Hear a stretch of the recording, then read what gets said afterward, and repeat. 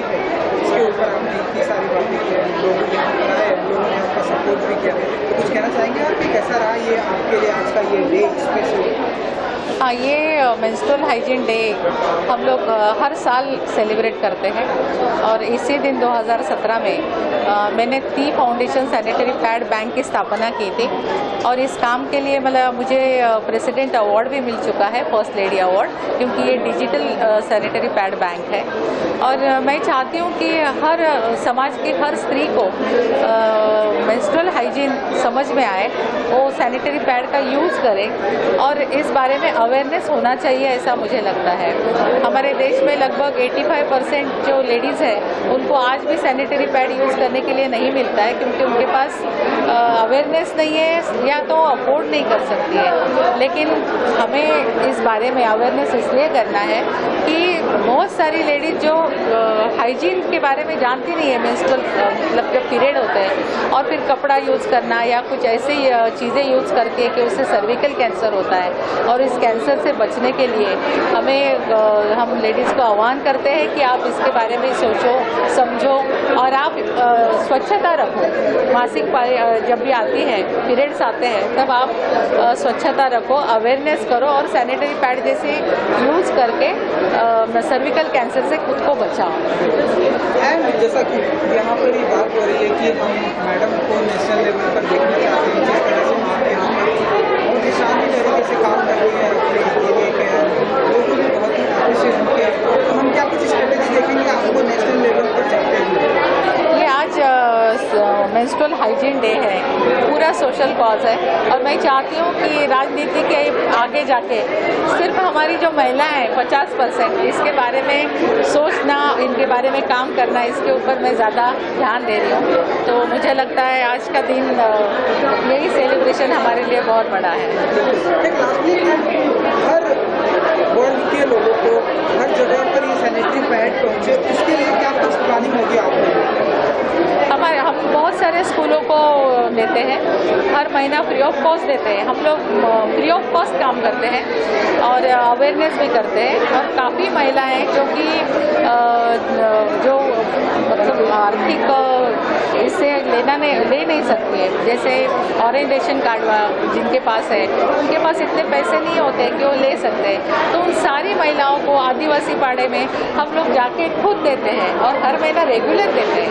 118 school से हम जुड़े हैं और बहुत सारी महिलाएं हमसे जुड़ी है इस कॉज की वजह से। तो मुझे लगता है कि इस बहाने वो सोचेगी और पैड यूज़ करना सीखेगी और एक अवेयरनेस में पार्ट भी लेके दूसरी जो महिलाएं उनके साथ भी काम करते हुए अवेयरनेस करती जाएगी। मैं वर्सुआ यारी रोड पे रहता हूँ 32 साल से। बहुत से एमएलए आए गए, लेकिन मैं सिर्फ एक ही शब्द, एक लाइन बोलना चाहता हूँ कि भारती लावेकर जी जैसा मैंने ये आज तक देखा है। इतनी इजीली एक्सेसिबल है, कोई भी तकलीफ हो, हमारा यारी रोड रेजिडेंट एसोसिएशन बनाया गया है एंड कुछ भी चीज चाहिए होती है एसोसिएशन फोन करती है और ये हाजिर हो जाते हैं। शी इज हेल्प पूरा यारी road so much, I don't think there is anybody better than her for our constituency. Thank you. पण हे असं कधी साजरा करणं वगैरे हे कधी बघितलं नव्हतं, पण गेली 6 वर्ष त्या अविरतपणे हे काम करतायत आणि आम्हाला सांगायला अतिशय आनंद वाटतोय की मॅडमला 2017 मध्ये राष्ट्रपतींचा फर्स्ट लेडी अवॉर्ड टी फाउंडेशनला त्यांनी सर्वप्रथम सुरू केल्यामुळे हा मिळालेला आहे। मी एक छोटीशी आठवण सांगू इच्छिते। मी मूळ औरंगाबादची आहे। मला वाटतं आपल्याला मराठी जास्त चांगलं येत असेल की हिंदी जास्त है? प्राउड हिंदी।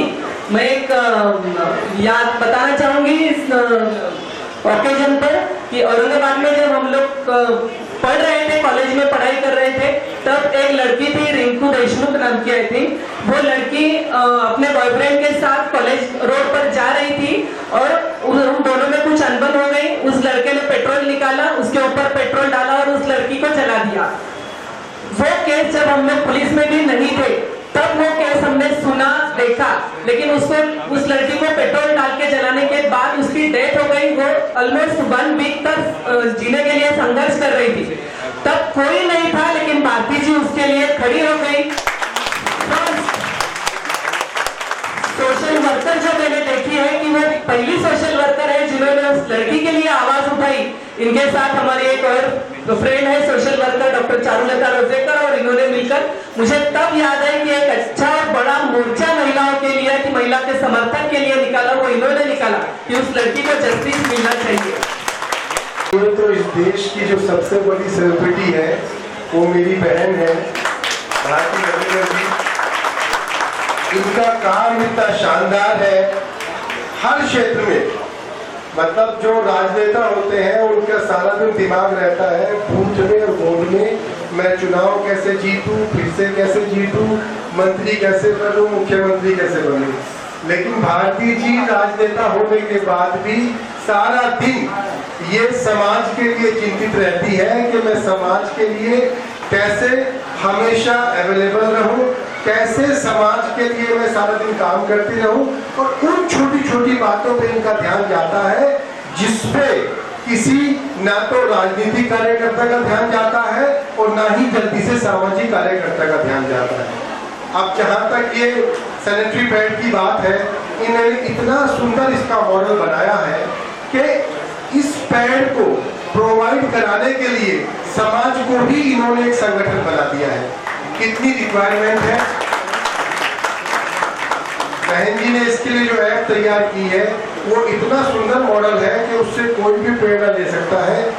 इतनी रिक्वायरमेंट है उतने ही डोनर इनके पास आ जाते हैं, ना इन्हें कभी डोनर्स की कमी पड़ती, ना इनको उपयोग करने वालों की कमी पड़ती। और जहाँ तक अभी एक मेरी बहन बात कर रही थी कि सैनिटरी पैड के बारे में अवेयरनेस होना जरूरी है, तो अवेयर होने के लिए पेरेंट्स को थोड़ा मैच्योर होना पड़ेगा, पेरेंट्स को अपना अहंकार छोड़ना पड़ेगा, बच्चों से बातचीत करनी पड़ेगी।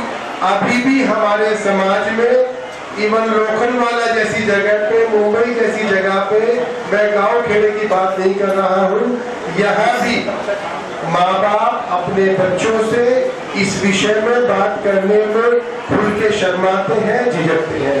हमें शर्माना नहीं है, झिझकना नहीं है, ये एक नेचुरल सी प्रक्रिया है जो हर बच्ची के साथ होनी है। हमें बात करनी चाहिए, उसको एजुकेट करना चाहिए, और बाकी जो सक्षम नहीं है उन सबको प्रोवाइड करने के लिए, उन सबको पैड उपलब्ध कराने के लिए मेरी बहन जी यहाँ पे उपलब्ध है। कम से कम